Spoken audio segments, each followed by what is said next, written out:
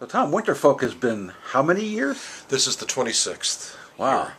It's been quite an event. It grew out of a birthday party that somebody flew me back for from Omaha, Nebraska, where I was living at that time. 26 years ago to play for that party, and we took up a collection, and that became the first Winterfolk. And for the first few years, it took place at the Horse Brass Pub in southeast Portland. And then in 1993, I believe, it moved to the Aladdin Theater and has been there ever since. That's a long time. It is a long time. That's not too long after they stopped showing Deep Throat. Not too long, no. Yeah, this was a little different format than that. Yes. Yeah. So it's always been to benefit the sisters, right? It has been, Yeah. yes, Yeah. always. And it really has raised in the hundreds of thousands of dollars at this point, which is significant because of all of the matching grants that Sisters gets. So every dollar that's raised in Winterfolk really helps feed a lot of people and helps provide just a window of hope for a lot of folks who are having a tough time.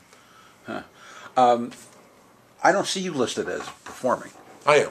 Okay. I'm on the poster. All right. I perform every year. It's on the poster, but I try to keep a lower profile because I am there every year. Yeah. So tell us about the headliner. David Mallet is just probably my favorite singer-songwriter in the acoustic music genre. I first met him in 1978 in Boston. That's saying something. It really is, but that's really the way I feel about him. His body of work throughout the years, his 15 albums, some of my favorite songs in the acoustic music world, besides the Garden song, of course, which everybody pretty much is familiar with, Inch by Inch, Row by Row, but The Summer of My Dreams, which so many people from Emmylou Harris to Kathy Mattea recorded, and so many other pieces of music that are very wrapped up in social commentary as well, and commentary on our country and the shift from urban to rural, or vice versa, I should say. Yeah.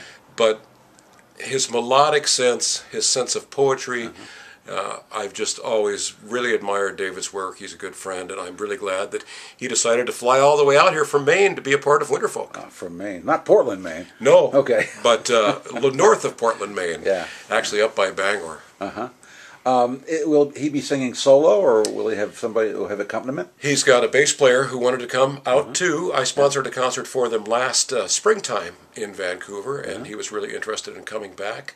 I've always been so gratified that so many people have been willing to come out and play for nothing for this. It's a true benefit. You know, really? A true benefit. You know that many benefits, Tom, have a benefit rate that they pay to their headliner. Yeah. But that's never been the case. Really? For Winterfolk. For Utah Phillips or Tom Paxton, or whoever I've had, for Peter Yarrow, everybody's always considered to come out and play for nothing.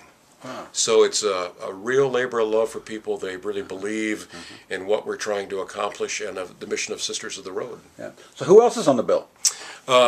This young fella, Brooks Robertson, and I know Brooks. I did a TV story on Brooks Robertson when he was still in high school. he is amazing. I met him about 3 years ago. This will be a second time there, and he is just such a trip, such a great picker, and such a wonderful young man. And he's being joined by a guy that's my age, a fellow by the name of John Standifer. And when I first heard this, my eyes kind of went up, and I thought, oh, is this a good idea? But the two of them truly are remarkable. They're both incredible finger pickers. They're performing together. This young fellow from Vancouver, Washington, Dan Weber, when I say young, it's a relative term. Yes. He's in his 40s, but Right. he's been doing a lot of great work this year, performed at the Woody Guthrie Festival in Oklahoma, done a lot of great stuff. He'll be there. Also, my pal from Wyoming, Chris Kennedy, is coming out to play some songs and join me, providing the snow lets him out of the state on Thursday.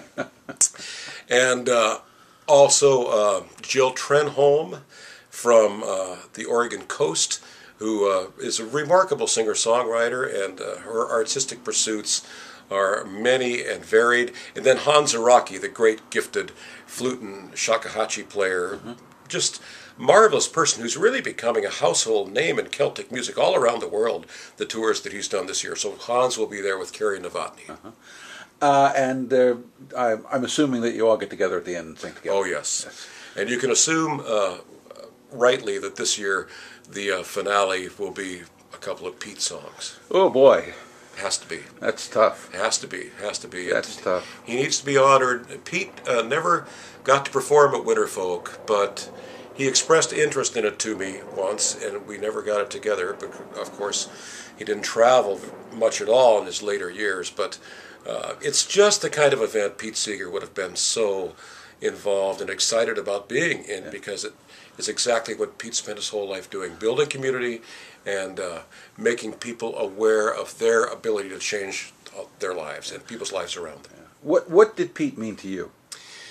Pete was the father of what I do for a living. Before Pete came along, there wasn't this profession. I've been doing this for a living for 40 years now, and it's been the most wonderful adventure I could possibly imagine. I couldn't have done it without Pete Seeger. Without Pete Seeger, there would not have been a Bob Dylan or a Gordon Lightfoot or a David Mallet or a Joni Mitchell. None of those people would have been able to perform. Pete really not only showed the way, but created this whole window of time for people to perform their own music and traditional music and actually make some kind of a living doing it, changing the world. Yeah, yeah. It's. I mean, we're talking. This is Tuesday. I mean, and the story will go up Wednesday. And it's only been like a few hours virtually since the news got out, and it's just been an outpouring, of course, from everywhere, You know, he touched so many people's lives in so many important ways. You know,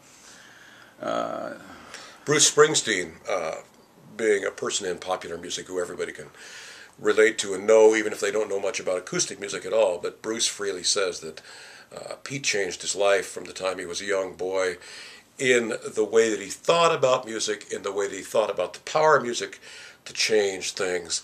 And of course, Bruce has gone on and recorded many, many of Pete's songs that have been important to him, trying to make a wider audience aware of the breadth and the power of Pete's songs and music. Yeah. Well, so what are your projects? What do you have going?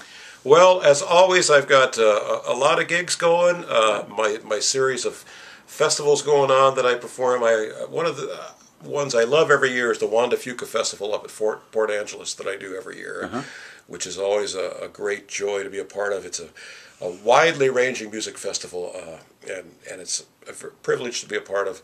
I'll be down in Nevada. I'll be back in Nebraska in April. My regular slate of stuff, but there's nothing, Tom, that is more important to me and more gratifying than Winterfolk that I do every year. It is just a real outpouring of what this music, and what all music, I think, is all about.